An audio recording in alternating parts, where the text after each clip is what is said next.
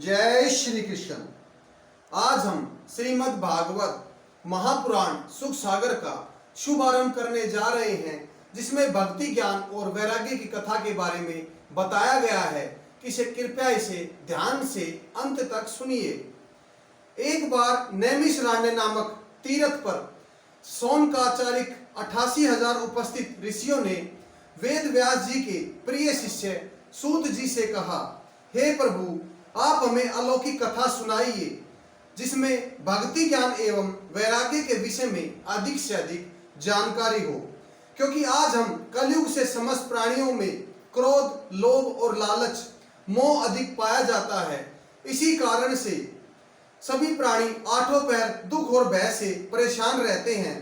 आप परमेश्वर का ऐसा चरित्र सुनाइए जिसे सुनकर और पढ़ने से सभी प्राणियों के कष्ट दूर हो जाएं, भय दूर हो जाए और परमेश्वर के चरणों में ध्यान लगाकर वे अपने दुख के भावसागर से पार उतर जाएं। यह सुनकर सूत जी बोले, हे ऋषिवरों, आपके कलयुग के प्राणियों के लिए अत्यंत उत्तम बात पूछी है। मैं अब आपको श्रीमद् भागवत की कथा सुनाता हूँ, जो श्रृंगी ऋषि के श्राप देने के बाद महाराज परीक्षित को सुखदेव जी ने 7 दिनों में सुनाई थी, और जिस अमृत रूपी कथा को सुनने व पढ़ने से प्राणी आवागमन के चक्र से मुक्त हो जाते हैं, इसी को सनकादिक ऋषि ने भी देवर्षि नारद को 7 दिनों तक सुनाकर इसके सुनने की संपूर्ण विधि बताई थी। इतनी कथा सुनकर सौनकादिक ऋषि बोले, हे सूत जी, कहा जाता है कि देवर्षि नारद जी तो किसी भी स्थान पर 2 घड़ी से अधिक नहीं ठहर सकते, फिर देवर्षि 1 सप्ताह तक एक स्थान पर कैसे रुके, और सनकादिक ऋषियों के दर्शन तो अत्यंत दुर्लभ है, वो देवर्षि नारद से किस प्रकार मिले तथा यह सप्ताह प्रयाण किस स्थान पर हुआ, आप कृपा करके सारी बातें हमें विस्तार पूर्वक बतलाइए।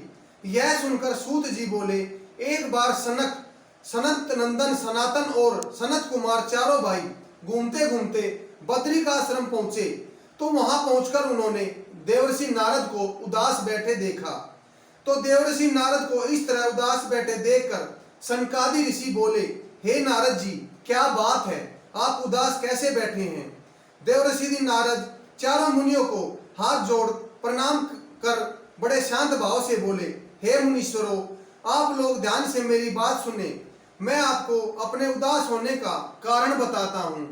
मैं काशी गया, गोदावरी, जगन्नाथ और ऋषिकेश आदि सब पवित्र स्थानों पर, तीर्थों पर घूमा हूँ, लेकिन मैं यह देखकर दुखी हो गया कि वहां पर भी सभी प्राणी मोह के जाल में फंसे हुए हैं, कि उनका यह स्वरूप देखकर सत्य, दया और धर्म तो भयभीत होकर वहां से दूर भाग गए हैं, तथा काम, क्रोध और मद, लोभ आदि विषय से में तो पूछिए मत, क्योंकि उनको तो बड़ी मौज है, तथा क्लेश अपनी समस्त सेना के साथ प्राणियों को भयभीत करते रहता है।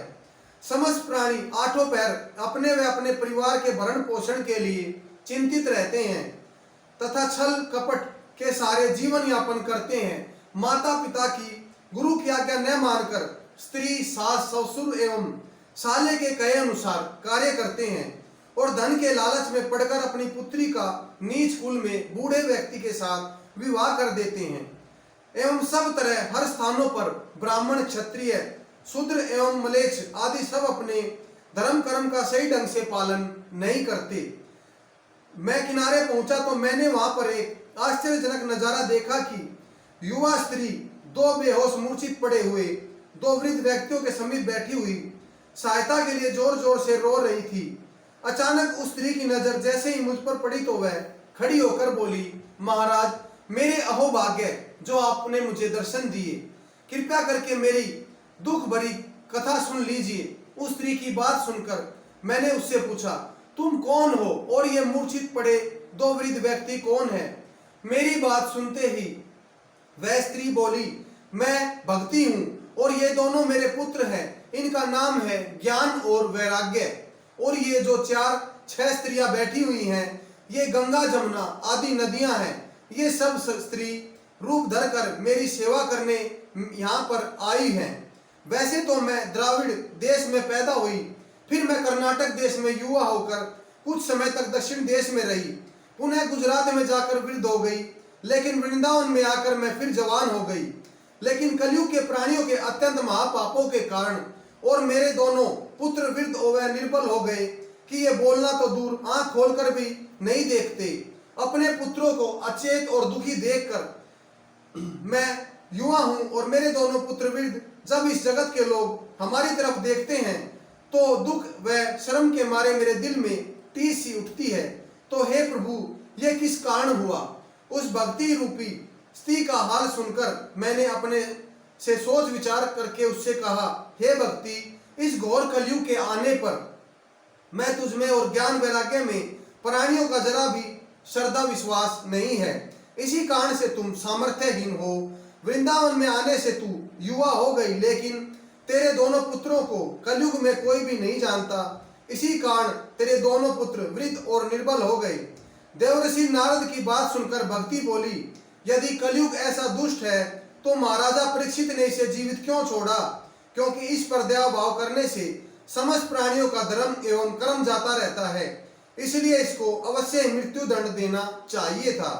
भक्ति की बात सुनकर देवर्षि नारद जी बोले, इस कलयुग में अवगुण होते हुए भी एक विशेष गुण यह है कि दूसरे युगों में सैकड़ों वर्ष तक जप यज्ञ दान और कर्म करने से भी व्यक्ति प्रभु को सरलता से दर्शन नहीं प्राप्त करता होते, लेकिन इस कलयुग में सच्चे मन से प्रभु का स्मरण मात्र करने से प्रभु प्रसन्न होकर शीघ्र अपने भक्त को दर्शन देते हैं। लेकिन कलयुग के प्राणियों से यह सरल उपाय भी नहीं किया जाता। कलयुग ने समस्त धर्म कर्म खो दिया है और इसी कारण ब्राह्मण भी बहुत सारा दान लेने के प्रायश्चित नहीं करते, प्रयत्न करते रहते हैं। संतान माता पिता की आज्ञा का पालन नहीं करती, स्त्री अपने पति की आज्ञा का पालन नहीं करती, साधु संत गृहस्थियों से अधिक मोह माया में लिप्त रहते हैं। बहुधा समस्त प्राणियों में सत्य धर्म एवं दया भाव न होकर काम क्रोध अहंकार पाप बहुत बढ़ गया है। समस्त प्राणियों का कर्तव्य है कि वे सदैव सत्य और संतोष के साथ अपने धर्म और कर्म में मगन रहते हुए प्रभु का भजन और स्मरण करें तथा सदैव सब पर दया भाव रखें। देवर्षि नारद जी की बात सुनकर भक्ति बोली, हे मुनि, आप महान हो और मेरे अहोभाग्य जो आपके दर्शन हुए तथा आप में सब दुख व कष्ट दूर करने का सामर्थ्य है। मैं आपको दंडवत करके प्रणाम करके आपसे विनती करती हूँ कि कोई आप ऐसा सरल उपाय कीजिए जिससे मेरे दोनों पुत्र युवा हो जाए और मेरा दुख दूर हो जाए। जय श्री कृष्ण। सुख सागर के प्रथम अध्याय का हम यहाँ समापन करते हैं। कल आपकी सेवा में इसी समय प्रस्तुत होंगे। जय श्री कृष्ण।